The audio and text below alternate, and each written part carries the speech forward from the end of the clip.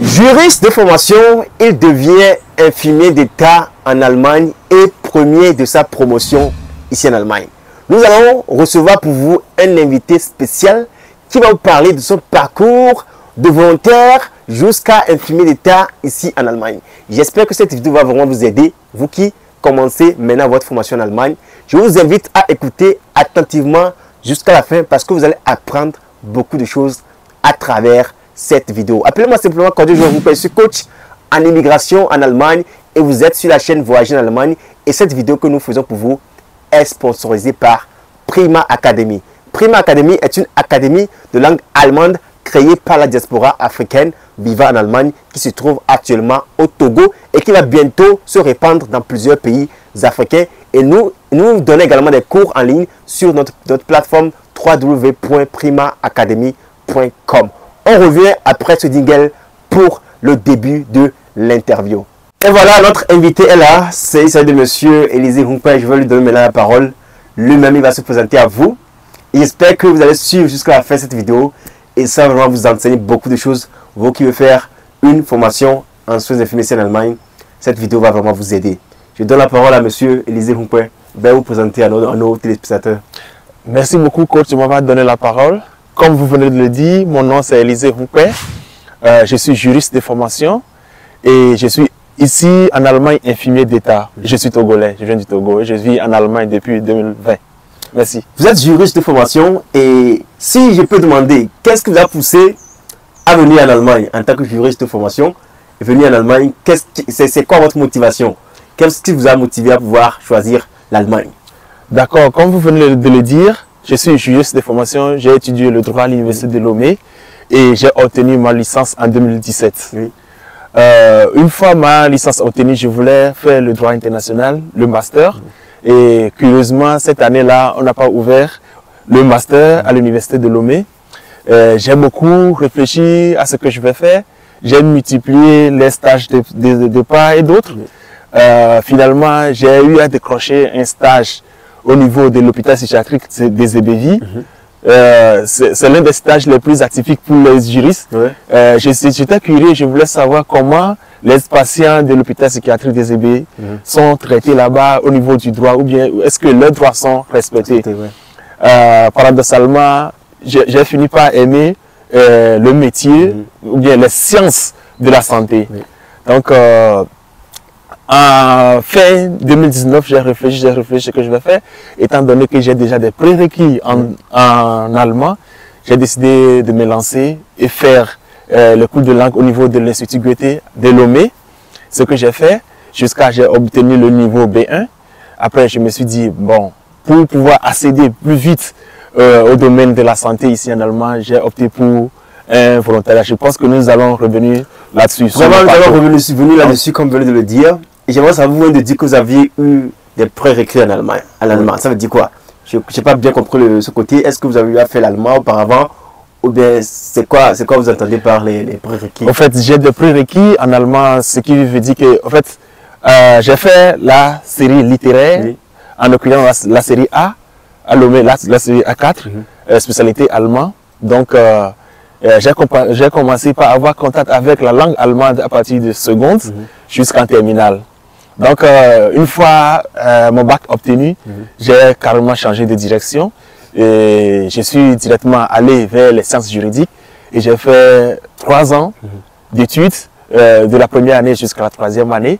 Et cette année fut couronnée avec une licence en droit. Donc, 3 ans d'écart, je n'ai plus fait l'allemand, mais les prérequis que j'avais déjà à partir du lycée, je les ai gardés soigneusement, ce qui m'a facilité la tâche au niveau de l'apprentissage de la langue chez l'Institut Goethe à Lomé. Donc, c'est ce que vous avez appris l'allemand à l'Institut Goethe avant de venir ici? Exactement. Vous aviez quel niveau de langue avant de venir ici? En fait, avant de venir ici, comme je le disais, j'ai terminé le niveau A2 et j'ai entamé le niveau B1 que je n'ai pas terminé. Bon, disons, je suis venu ici en Allemagne avec le niveau A2. Avec le niveau A2? Oui. Et donc vous êtes venu avec quel programme? Le programme de volontariat, bien vous étiez venu avec un autre programme avant de faire le volontariat en Allemagne?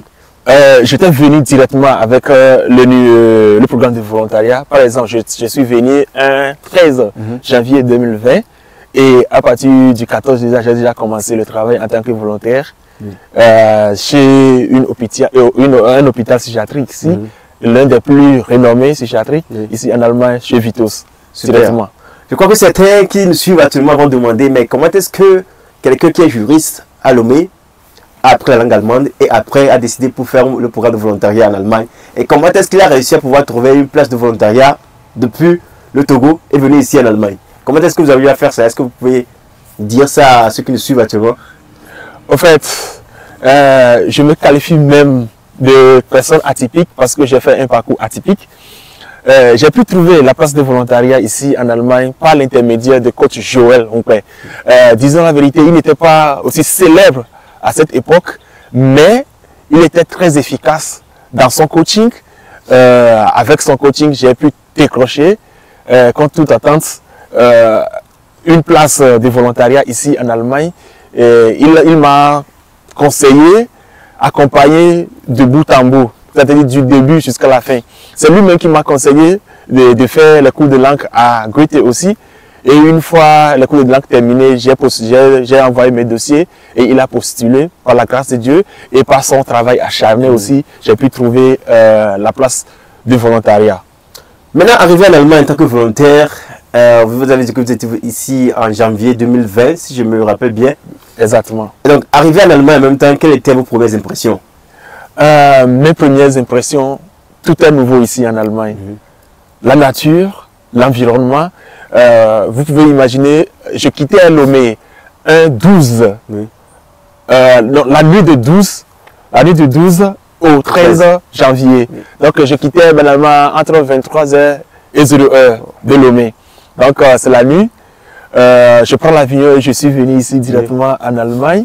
Par exemple, on quitte un pays en voie de développement pour un pays développé. Tout est tellement nouveau, j'étais tellement étonné. C'était en une période de froid et de fraîcheur. Je suis sorti une fois en dehors de l'aéroport, je me suis dit, est-ce que le ciel est climatisé ici? La langue aussi, tout est carrément changé. Lorsque j'entendais les Allemands parler l'allemand, je me disais, oh, est-ce que je veux m'en sortir dans ce pays-là? Parce que pour moi, il parlait le chinois, malgré que j'ai des prérequis, je connaissais ce qu'on appelle Ich et autres, mais la façon dont les Allemands prononçaient les mots et autres en allemand, c'était tellement impressionnant, je me suis dit, là, il va falloir beaucoup batailler pour pouvoir s'en sortir dans ce pays. Et maintenant, comment est-ce que vous avez réussi à pouvoir améliorer votre langue? Est-ce que lors du volontariat, vous avez eu la chance de faire les cours de langue ou bien de faire quelque chose comme ça? Oui, en fait, une fois arrivé ici en Allemagne, j'ai remarqué que mon niveau de langue n'est pas toujours ça et que je dois beaucoup m'améliorer pour pouvoir s'intégrer premièrement au boulot et dans la société en général. Ainsi, j'ai décidé de refaire le cours d'allemand là où je les ai laissés. C'est-à-dire, j'ai commencé avec le niveau B1. Je peux dire également que ce qui m'a beaucoup aidé comparativement au Togo, ici en Allemagne, on est chaque jour en contact avec la langue. Ce n'est pas comme je suis quitté des cours de langue, je reviens à la maison, je parle le V ou bien le français avec mon entourage. Mon entourage ici, c'est l'entourage allemand. Donc, ce qui fait que permanemment, on est en contact avec la langue. Donc, au boulot aussi, il y a certaines expressions qu'on n'utilise qu'au boulot. Ça, on ne peut pas utiliser dans la rue comme ça. Donc, j'ai pu m'assimiler les expressions, comment on dit, professionnelles, ce que nous disons au boulot, et les jongler avec ce que nous disons dans la vie quotidienne aussi. Donc, jusqu'à présent aussi, je ne peux pas dire que je suis parfait en allemand, puisqu'on apprend tous les jours, il y a de nouveaux mots, il y a de nouvelles expressions, et aussi ici, l'Allemagne étant un pays fédéral, il y a les dialectes régionaux aussi. Donc, c'est ça. Alors c'est ça, donc comme M. Élisée Humpé vient de le dire, maintenant c'est très important lorsque vous venez en Allemagne de tout faire pour pouvoir encore apprendre la langue allemande. Ne vous dites pas que j'ai déjà appris la langue allemande au pays, je viens ici, je ne veux plus apprendre la langue allemande parce que ça ne va pas vous avantager. Donc c'est pourquoi nous également, à Prime Academy, nous avons également lancé des cours de langue en ligne pour ceux qui sont partout dans le monde, même ceux qui sont ici en Allemagne, qui se voient que oui, leurs Allemands n'est pas vraiment très bien, on peut vous faire les cours d'allemand en ligne. Mais je vous invite vraiment à vous inscrire sur notre site www.primaacademy.com. Donc Prima Academy est également le sponsor officiel de cette vidéo. Et donc je vous en prie vraiment de venir chez nous, vous inscrire chez nous. On va vous aider à pouvoir également bien parler la langue allemande. Et donc maintenant, lors du volontariat, qu'est-ce que vous avez eu à faire? Quels étaient vos devoirs en tant que volontaire? Qu'est-ce que vous faisiez? Est-ce que vous faisiez également des séminaires, etc.? Est-ce que vous pouvez nous parler un peu de cela? Au fait, ce que moi je trouve de très passionnant et attirant dans ce programme de volontariat, c'est que une fois venu, on s'intègre directement dans la vie professionnelle allemande. Il y a des professionnels de la santé, les infirmiers, les médecins, les psychologues, les services sociaux qui travaillent aussi dans l'hôpital. Je me suis senti tellement accepté tel que je suis, malgré mes lacunes linguistiques. Je suis accepté et encouragé de pouvoir m'améliorer tous les jours. Ce n'est pas comme dans le système français où lorsqu'on fait une petite faute, on commence par rayer. Non, à chaque fois que je fais une faute, les collègues me disent non, non, non, tu vas t'améliorer, pas de problème, tu es déjà très intelligent, tu vas t'en sortir très facilement. Donc, au boulot, j'accompagnais les patients aux thérapies, aux différentes thérapies. Et j'assistais aussi les collègues là où les besoins se faisaient. Donc, petit à petit, ils m'ont imprégné la chose médicale. Donc, à part ça, ce n'est pas seulement, je veux dire, le travail. Au moins, par mois ou bien par trimestre, notre sponsor, que les Allemands appellent Träger, ce n'est pas l'employeur directement. Il y a un sponsor que les Allemands appellent Träger. Par exemple, je peux parler de IB ou bien Volonta ici. Il organise un séminaire pour le rassemblement de tous les volontaires qui sont sous le coupole de IB. Donc, on se rencontre dans d'autres villes, à part là où je vis à Francfort. Et mon premier séminaire, c'était en février. Je suis venu en janvier et mon premier séminaire, c'était déjà en février. Et ce fut à Fulda. C'est, je pense, à 1 heure de Francfort ici. Donc, j'ai pu échanger d'expériences avec d'autres volontaires venus de divers horizons. Par exemple, des hôpitaux, des maisons de retraite, des centres pour handicapés ou bien dans les crèches pour enfants aussi. Il y a des gens qui font le volontariat dans ces domaines-là. J'ai pu échanger des contacts avec ces personnes, ce que je trouve très impressionnant et très agréable aussi. Super, comme vous venez de le voir, le volontariat ici en Allemagne, c'est vraiment toute une expérience que vous allez rassembler ici. Comme on le dit en allemand, Erfahrungen sammeln. Nous n'allons pas nous attarder aujourd'hui beaucoup sur le volontariat parce que c'est vraiment un programme que après tout, si vous voulez bien, on peut également faire une interview avec M. Élisée Humpé où il va vous parler encore plus en détail du programme de volontariat si vous le voulez. Exactement. Parce que nous voulons aujourd'hui parler de la formation, comment est-ce que cela s'est passé. Alors je vais maintenant demander à M. Élisée Humpé, comment est-ce que cela s'est passé? Vous avez fait le volontariat, pendant combien de mois et quand est-ce que vous avez eu à commencer votre formation en soins infirmiers? D'accord. Premièrement, normalement, je devais faire 12 mois de volontariat, mais à la fin, j'ai fait 9 mois. Pourquoi?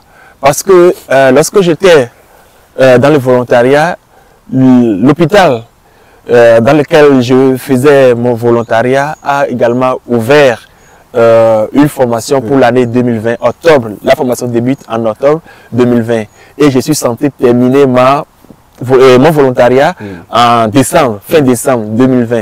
Ainsi, j'ai décidé de rompre mon contrat de volontariat pour pouvoir entamer la formation. C'est ainsi que j'ai postulé pour la formation et les conditions à réunir pour pouvoir postuler. Je devrais, peut-être vous allez demander après, je ne sais pas. J'ai réuni toutes les conditions et j'ai postulé. Et par la grâce de Dieu, j'ai passé l'interview et je suis retenu pour la formation. Et ce qui fait que j'ai débuté ma formation le 1er octobre 2020. Le 1er octobre 2020. Oui. Donc, ce que moi j'aimerais également rappeler à ceux qui nous suivent actuellement, c'est que lorsque vous venez ici en Allemagne pour faire le volontariat, vous avez la possibilité de faire le volontariat de 6 mois ou bien le volontariat de 12 mois. Et parfois, vous pouvez également prolonger ça jusqu'à 18 mois. Vous voyez? Mais si vous avez la chance, vous pouvez faire le volontariat de 6 mois simplement et après cela, on peut vous donner une attestation.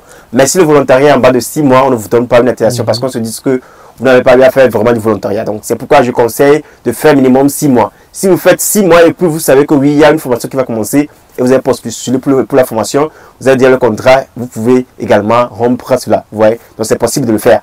Et donc, ce que j'aimerais également demander, monsieur Élisée Mpoupé vient de dire que c'est comme ça. Il a commencé sa formation le 1er octobre 2020. Et on sait tous que le 1er octobre 2020, c'est là que la nouvelle loi sur la formation en Allemagne a commencé. Oui. Et comment est-ce que cela a été pour vous de commencer une formation avec une nouvelle loi? Comment est-ce que cela a été pour vous? Pour moi, j'avais déjà peur de commencer la formation avec une nouvelle loi. Ce qui veut dire que les programmes vont changer, la manière de dispenser les cours va changer également. Donc, ce qui veut dire que les anciens élèves, ceux qui viennent de terminer les formations en infirmerie ne pouvons pas me donner de grandes aides parce que c'est un nouveau système non seulement pour eux, pour nous les nouveaux débutants et également pour les enseignants aussi. C'est un défi colossal à relever puisque les exigences avec cette nouvelle loi sont très contraignantes et différentes de celles écoulées. Donc j'avais commencé avec une grande peur au ventre, mais je me suis dit, si j'ai pu affronter les défis au Togo, ce n'est pas en Allemagne que je vais démissionner. Et du coup, ma motivation s'est élevée d'un coup, que moi, je n'arrive jusqu'à présent pas à décrire. Donc, ce qui veut dire que les exigences, on doit, dans chaque matière, après chaque cours, on doit nous évaluer et les notes comptent aussi. Les notes représentent maintenant 25% des notes finales. Donc, il va falloir travailler dur pour pouvoir avoir des bonnes notes pour qu'ainsi, lors des examens finaux, pour pouvoir s'en sortir et avoir de bonnes moyennes. Donc, les exigences sont élevées et également pour quelqu'un qui a des barrières linguistiques, c'est très élevé aussi. Donc, la nouvelle loi m'a induit dans une peur indescriptible, simplement. Oui, comme M. Élisée Mpoupé vient de le dire maintenant, il faut savoir qu'avant 2020, on avait une formation pour les Gesundheit und Krankenpfleger, mais les Altenpfleger, les Kinderkrankenpfleger. Mais à partir de 2020, on a initié une nouvelle formation où on parle de Pflegefachmann ou bien Pflegefachfrau. Et donc, c'était une loi qui était venue et puis vraiment, ça a pesé sur les écoles. Les écoles également ne savaient pas les programmes qu'ils doivent faire, ce qu'ils ne doivent pas faire. Donc ça, c'était vraiment très dur de commencer comme ça. Et j'aimerais également demander, vous étiez combien à commencer la formation en 2020? En fait, je peux dire que notre école se situe en périphérie de Francfort. Donc, on a commencé en étant 13 apprenants. Nous avons commencé en 2020 en étant 13 apprenants. Donc, c'est ça. Et il y avait combien d'Africains dedans, si je peux demander? Curieusement, notre école a l'habitude de recevoir des Africains, mais cette année-là, j'étais le seul Africain et d'ailleurs le seul étranger et la seule personne de couleur parmi mes amis allemands. Étant la seule personne de couleur parmi vos camarades, mais comment est-ce que les cours se déroulaient à l'école? Parce que souvent, je sais qu'ici en Allemagne, les Allemands aiment souvent travailler en groupe, ils aiment souvent donner des travaux en groupe, mais comment est-ce que cela était? Est-ce que vous étiez accepté dans le groupe? Comment est-ce que cela c'était? Oui, accepté dans le groupe, oui. Je peux le confirmer. J'étais accepté dans le groupe, non seulement par mes camarades apprenants, mais aussi par les enseignants. J'étais très bien accepté. Ma seule difficulté était la vitesse avec laquelle mes amis parlaient l'allemand parce qu'ils sont entre des copains et des copines. Donc, ils parlaient normalement et les cours vont comme chez les Allemands normaux. Donc, j'ai eu des difficultés à suivre les cours parce que les enseignants, il y a des différents enseignants avec des différentes matières. Donc, chacun avec sa manière de dispenser les cours. Donc, dans les travaux de groupe, j'ai pu à chaque fois avoir la clémence de mes camarades qui ont compris mes handicaps et m'ont aidé à parler lentement, à pouvoir m'expliquer. Ils m'ont beaucoup aidé en expliquant les cours, ce que je ne comprenais pas. Il y a d'autres qui essayent même avec leur téléphone de me traduire les choses en français, ce qui m'a beaucoup aidé. Sinon, pour l'intégration dans le groupe, j'ai eu beaucoup de difficultés. J'ai fait sans langue de bois, j'ai fait 2 mois ou bien 3 mois sans pouvoir comprendre grand chose. Une fois arrivé à la maison, je reprenais les cours pour pouvoir les dispenser à moi-même en français pour pouvoir comprendre parce qu'il y a des expressions très professionnelles, les expressions médicales j'allais dire, que je dois pouvoir simuler d'abord et puis comprendre ça en langage courant. Donc, ce sont des difficultés que j'ai rencontrées au niveau de l'intégration. Mais certains vont parler maintenant de la chance, que vous avez eu de la chance, vous êtes tombé sur une bonne école où on vous accepte. Est-ce que c'est le cas? Est-ce que vous n'avez pas eu à jouer un grand rôle dans votre intégration, ou bien vous étiez comme ça et puis les Allemands venaient vers vous disant que ouais, et vont vous aider à vous intégrer? Quel rôle vous avez joué dans votre intégration? Moi-même, j'ai joué un rôle très primordial. Et ce rôle, c'est de pouvoir s'en sortir de ma zone de confort. C'est-à-dire, je ne me suis pas contenté d'être dans mon coin. Je suis allé vers les gens. J'ai été très actif et extraverti. Je n'ai pas été introverti et timide. Pour pouvoir s'intégrer, il faut arriver à vaincre sa timidité et on ne doit pas avoir peur de parler. Même si on sait qu'on allait faire des erreurs, des fautes et autres. Moi, je me suis dit, tout le monde peut faire des fautes. Même si mes amis allemands sont venus, sont nouveaux dans un système français, ils allaient également commettre ces erreurs et ces fautes-là. C'est pourquoi je me suis aimé tel que je suis et je me suis senti libre et à chaque fois, je m'exprimais librement. Et à chaque fois que les enseignants posaient des questions, je levais mon petit doigt pour pouvoir répondre. Même si je savais que je vais aligner deux ou trois phrases avec des fautes. Donc, c'est comme ça, j'ai pris mes handicaps comme des avantages de motivation. Donc, c'est ça. Mais ce que M. Élisée vous pouvez le dire maintenant, c'est encore très important parce que je le dis toujours, même si vous avez des barrières linguistiques, essayez toujours d'être actif à l'école. Voilà, lorsque vous êtes actif à l'école, même si vous ne parlez pas très bien, ça va permettre au prof de dire que oui, cette personne se débrouille, même si cette personne a des barrières linguistiques, elle se débrouille, elle essaie de faire elle essaie de répondre aux questions. Et donc là, on va se dire que ouais, cette personne, malgré la barrière linguistique, la personne est intelligente, vous voyez. Donc ne restez pas dans vos coins, soit disant que ouais, c'est comme ça, je ne vais pas bien parler allemand, si je parle maintenant, les gens vont se moquer de moi. Non, ne le faites pas comme ça. Parce que comme M. Élisée, vous pouvez le dire maintenant, avec le nouveau système, vous êtes également noté en classe par ce que vous dites, etc. Vous voyez. Donc c'est très important d'être toujours actif, essayez toujours de répondre aux questions. Donc là, qu'est-ce que j'aimerais demander à M. Vumpoué, quelles étaient les matières que vous aviez eu à faire lors de la formation théorique? Lors de la formation théorique, nous avons fait presque tout. Nous savons premièrement que chaque domaine est régi par le droit. C'est pourquoi je suis très heureux d'avoir fait le droit auparavant avant de venir ici en Allemagne. Parce qu'aujourd'hui, il n'y a aucun domaine sur terre, aucune activité professionnelle, n'est régie par le droit. Tout est régi par le droit. Du coup, nous avons fait les bases juridiques des soins infirmiers ici en Allemagne. Ce que nous pouvons appeler Rechtliche Grundlage des Pflege. Donc, à part ça, nous avons fait l'anatomie et la physiologie, comme nous l'avons fait précédemment au lycée et autres, mais très approfondi. L'anatomie, la physiologie, la biologie aussi.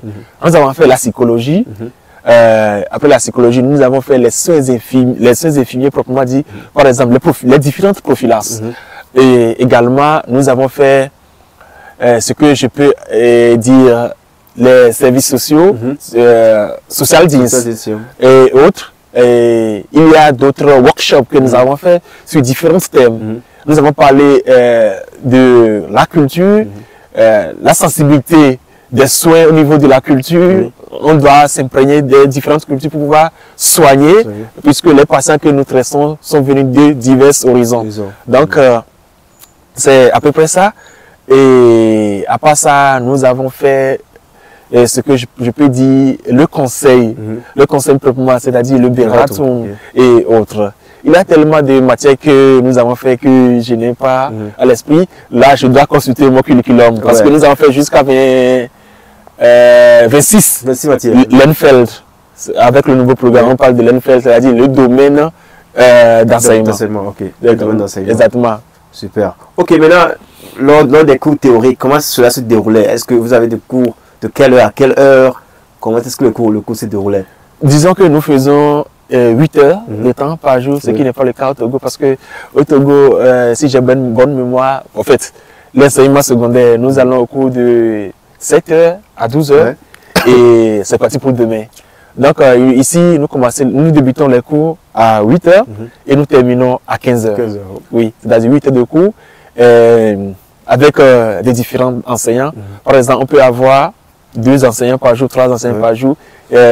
des fois aussi 4 enseignants. Et aussi, nous avons aussi certains blocs que je peux appeler les cours séminaires. C'est-à-dire, le seul enseignant vient de 8h à 15h. Oh. Ce sont des cours très intensifs, des cours très intensifs. Et là, il va falloir beaucoup concentrer pour pouvoir suivre jusqu'à la fin. Ce sont des cours qu'on commence aujourd'hui, on termine en même temps. Ouais. Oui, des cours d'environ 120 pages et autres. Oui.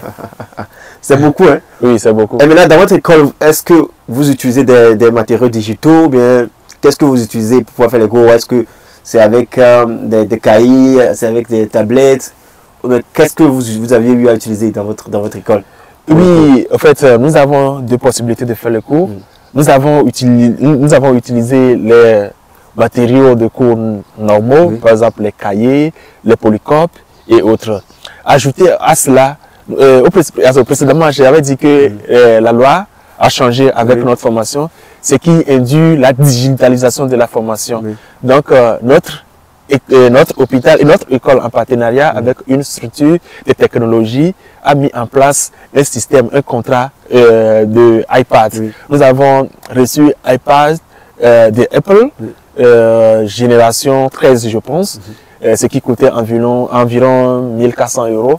C'est l'école nous a remis ça gratuitement.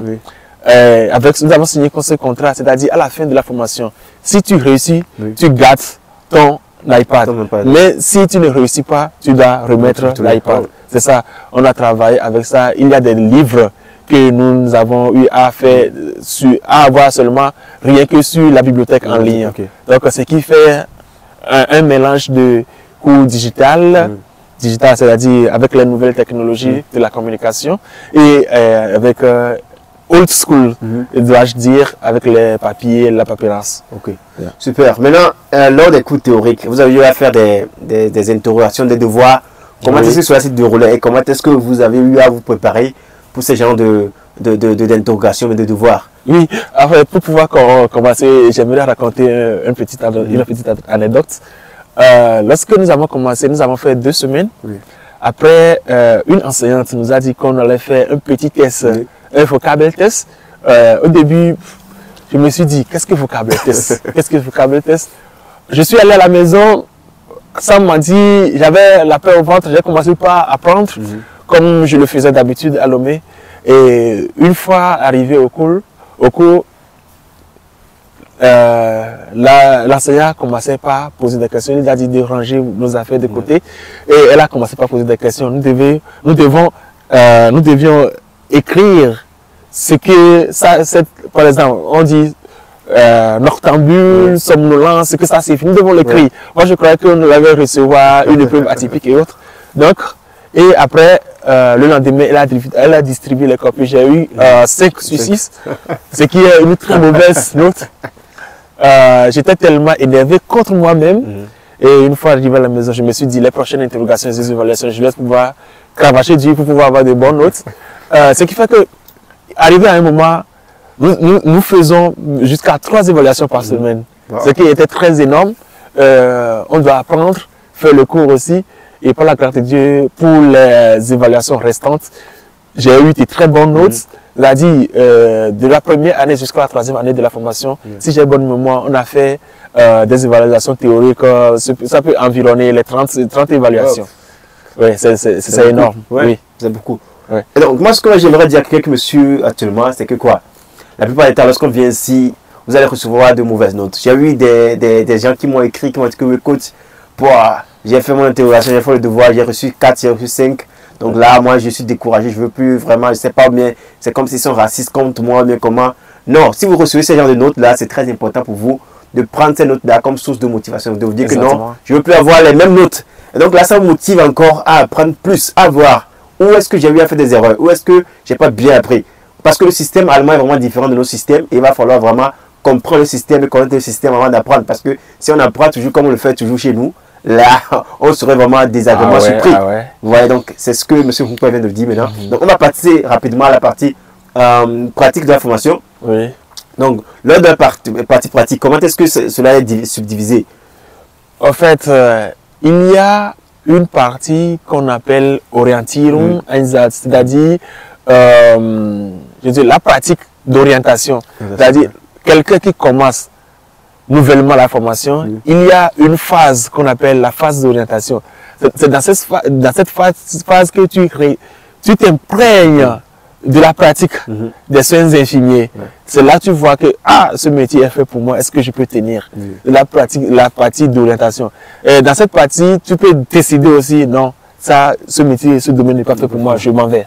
Donc, la partie d'orientation a duré, je pense, chez nous 12 semaines, c'est-à-dire pratiquement 3 mois. Okay. Donc, cette partie, nous le faisons chez notre employeur.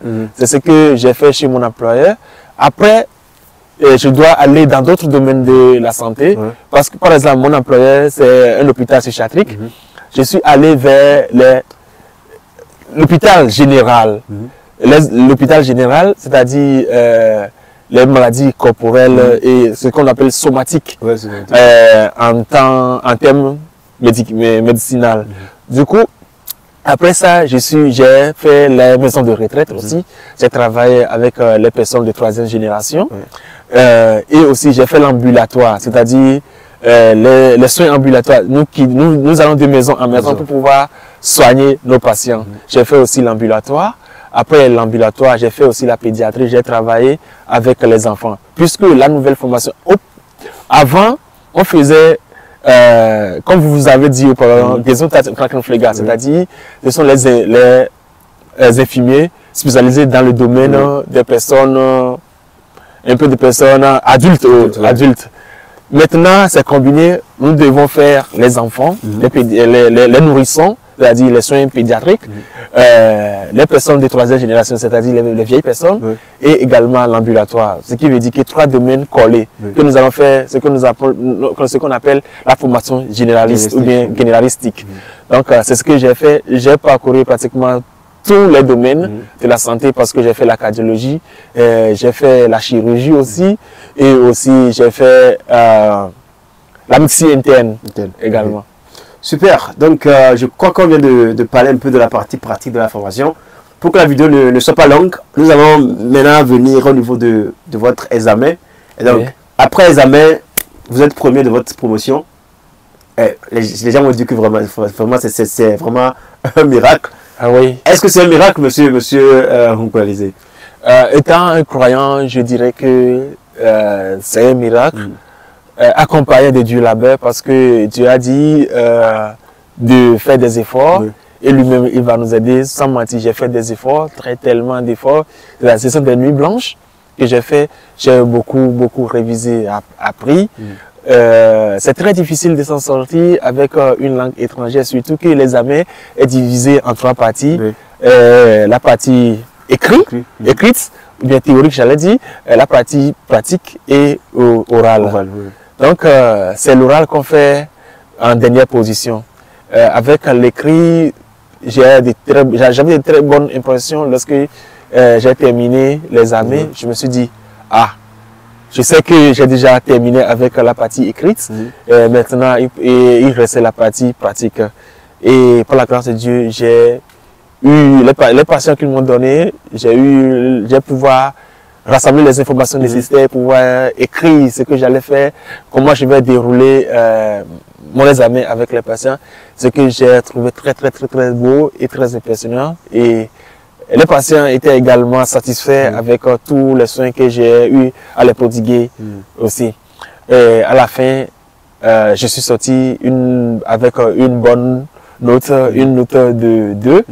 J'allais dire que nous étions 16 à commencer la formation et à la fin, pratiquement, mes amis, lors de la phase d'orientation, certains ont démissionné, jusqu'à nous étions seulement 4 personnes présentées par notre école. Et par la grâce de Dieu, j'ai été le premier de ma promotion, ce qui est rarissime ici en Allemagne. Mais quand on a la motivation, l'abnégation, le travail acharné, et aussi il faut beaucoup prier, peu importe ce que vous croyez, que ce soit l'islam et autres, il faut beaucoup prier pour pouvoir avoir la clémence divine. C'est ça. C'est ça, comme vous venez de l'écouter, vous devez savoir chez M. Hunkwe. Donc c'est comme ça, il est premier de sa promotion et c'est pas vraiment un miracle on va dire parce qu'il faut également le travail acharné et si vous croyez en Dieu également, il faut également beaucoup prier. Et donc, j'aimerais savoir, monsieur Élisée Humpé, quel conseil vous pouvez donner à ceux qui nous suivent actuellement, qui viennent fraîchement d'arriver en Allemagne pour une formation en soins infirmiers comme vous. Quel conseil vous avez à leur donner? Ok, le conseil que j'ai à donner à mes compatriotes, bien ceux qui sont nouvellement venus ici en Allemagne pour faire une formation, ce n'est pas forcément la formation en soins infirmiers, la formation en général. Il faut savoir, il faut avoir le courage d'affronter le système allemand parce que c'est un système que j'appelle un système rebelle et redoutable. Non seulement ça ne va pas être facile côté enseignement, côté les cours et autres, on va avoir la pression des autorités derrière pour pouvoir ces papiers et autres. Il faut avoir la tête sur les épaules, il faut être calme, avoir le courage pour pouvoir s'en sortir et beaucoup apprendre. Les loisirs, oui, il faut avoir de temps en temps l'occasion de se distraire et autres, mais pas tellement la distraction, sinon vous allez tourner en rond, les 3 ans vont écouler, vous allez échouer à la fin. Et aussi l'intégration, vaincre sa timidité, vaincre la peur de parler, de s'exprimer, c'est l'un des premiers handicaps ici en Allemagne, et aussi avoir confiance en soi et travailler de façon acharnée pour pouvoir réussir. Et qu'est-ce que j'allais dire aussi, et de fréquenter plus les Allemands que les natifs, parce que lorsqu'on se retrouve entre amis, soit on parle français ou bien l'évé, ou bien nos langues locales, ce qui n'est pas très avantageux pour pouvoir s'intégrer. Et parce que moi je dis tous les jours, toute intégration passe par la langue allemande. Et aussi, on dit le rêve américain. Moi, je peux parler du rêve allemand. Il y a le rêve allemand aussi, parce que c'est un pays qui donne la possibilité à tout le monde. Peu importe là où tu viens, la culture ou bien la peau que tu as, c'est un pays qui donne l'opportunité à tout le monde de pouvoir s'instruire, de pouvoir se former et de saisir sa chance. Je lisais la biographie de notre CEO, Geschäftsführer. C'est quelqu'un qui a commencé comme nous aussi. Il est parti en bas de l'échelle pour pouvoir aller au haut niveau aujourd'hui. C'est-à-dire c'est un système qui donne la chance à tout le monde, pauvre comme riche, de pouvoir s'en sortir. Donc il faut avoir le courage, la motivation de pouvoir le faire également. Donc si vous avez toutes ces qualités, vous pouvez le faire. Et ceux qui désirent aussi étudier les langues aussi, c'est une très bonne chose. Je dis souvent que les langues ne trompent pas. Les langues ne trompent pas. Peut-être il y a des gens qui sont inscrits en FASEC, dans tout département. Il peut aussi essayer de faire les cours chez le sponsor de cette émission, Prima, pour pouvoir... c'est la chance que nous avons aujourd'hui aussi à Lomé. Il y a beaucoup de centres qualifiés de langues et autres. Avant, c'était seulement Goethe et Goethe est débordé. Donc, il y a aussi des possibilités de faire des cours chez Prima Academy et pour pouvoir venir ici en Allemagne, puisque le chemin royal qui mène en Allemagne, c'est la langue. Le chemin royal qui mène en Allemagne, c'est la langue allemande. Et comme M. Élisée Humpé vient de le dire maintenant, il est important pour toi qui me suis actuellement, toi qui es venu en Allemagne, de commencer par prendre la langue allemande. Ou même toi qui es déjà en Allemagne et ton allemand n'est pas encore bon, il va falloir vraiment investir dans la langue allemande pour que ça puisse t'aider lors de ta formation. Partout dans tes activités journalières, ça va vraiment t'aider. Et c'est également important ce que vient de dire M. Élisée Humpé, que de vraiment fréquenter les Allemands, vous voyez, de vraiment fréquenter les Allemands parce que ça va vous aider à pouvoir maîtriser votre langue, à pouvoir bien parler la langue allemande, parce que la langue allemande est la clé de la réussite en Allemagne, comme on le dit chez nous à Prima Academy. Et donc, vous tous qui nous suivez actuellement, vous pouvez venir chez nous faire les cours d'allemand en ligne, faire les cours d'allemand sur place. Nous sommes à Lomé, à Agoué, Demakoué, en face de la station Yatensi, ou également à Zanguera. Donc, venez chez nous, nous sommes là pour pouvoir vous aider et nous remercions vraiment M. Élisée Humpé de nous avoir parlé de son parcours ici en Allemagne et également de tout ce qu'il a fait ici en Allemagne. Et donc, il nous a dit ça parce qu'il y a certains qui sont actuellement là. Si on leur demande de nous parler de leur parcours, ils vont refuser. Mais lui, il a vraiment cette envie-là. Et puis, il nous a parlé de son parcours. On le remercie sincèrement. Et au nom de Prima Academy, également de Voyager en Allemagne, nous le remercions. Et nous croyons que bientôt, nous allons encore le retrouver ici sur la chaîne parce que avec ces expériences qu'il a bien fait ici, on n'a pas parlé de tout aujourd'hui parce que la vidéo sera très longue. Donc, on viendra ici encore parler encore de d'autres aspects de son parcours ici en Allemagne. Et donc, on le remercie vivement pour sa disponibilité. C'est un plaisir pour moi, coach, de pouvoir échanger avec vous aujourd'hui. Je vous voyais sur les réseaux sociaux. Je n'ai jamais imaginé que je serais devant votre caméra un jour. C'est le plaisir pour moi. Merci beaucoup, monsieur Élisée Coupin, et merci à vous tous qui nous avez suivis jusqu'à maintenant. Partagez massivement cette vidéo avec vos amis. Likez cette vidéo. Abonnez-vous à la chaîne Voyager en Allemagne pour ne plus rater aucune de nos prochaines vidéos. Appelez-moi simplement Cordo Joël Coupin. Je suis coach en immigration en Allemagne. Allez, à la prochaine fois. Bye bye. Bye.